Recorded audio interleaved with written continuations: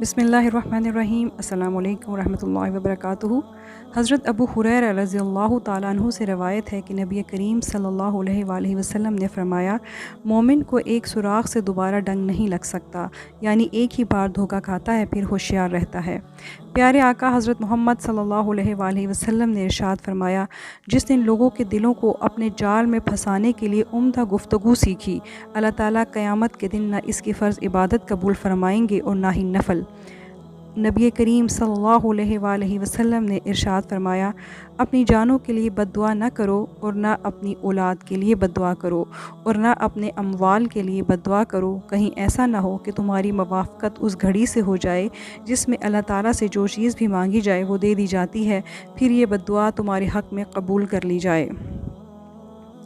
نبی کریم صلی اللہ علیہ وآلہ وسلم سرور کائنات صلی اللہ علیہ وآلہ وسلم نے فرمایا، سوار شخص پیدل کو، چلنے والا بیٹھے ہوئے کو، اور تھوڑے لوگ زیادہ لوگوں کو اور چھوٹا بڑے کو سلام کرنے میں پہل کرے۔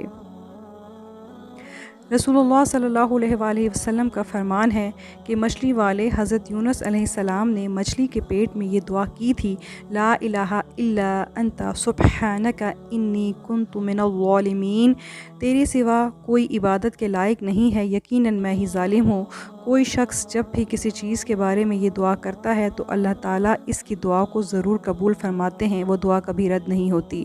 رسول اللہ صلی اللہ علیہ وآلہ وسلم نے فرمایا، ہمارے اور کافروں کے درمیان فرق نماز ہے، جس نے نماز چھوڑ دی اس نے کفر کیا۔ مسلمان اور کفر و شرک کے درمیان فرق نماز ہے۔ رسول اللہ صلی اللہ علیہ وآلہ وسلم نے فرمایا، کیا میں تمہیں جہنمی لوگوں کے بارے میں نہ بتاؤں؟ ہر سخت مزاج، بد اخلاق اور تکبر کرنے والا جہنمی ہے۔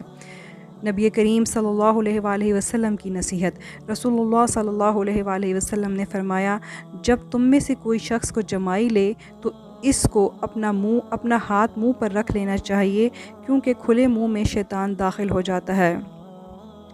رسول اللہ صلی اللہ علیہ وآلہ وسلم نے فرمایا، دعا نفع پہنچاتی ہے اور ان بلاؤں کو ٹالتی ہے جو نازل ہو چکی ہیں اور ان بلاؤں کو بھی جو ابھی نازل نہیں ہوئی، اس لیے تم لوگ دعاؤں کا اہتمام کیا کرو۔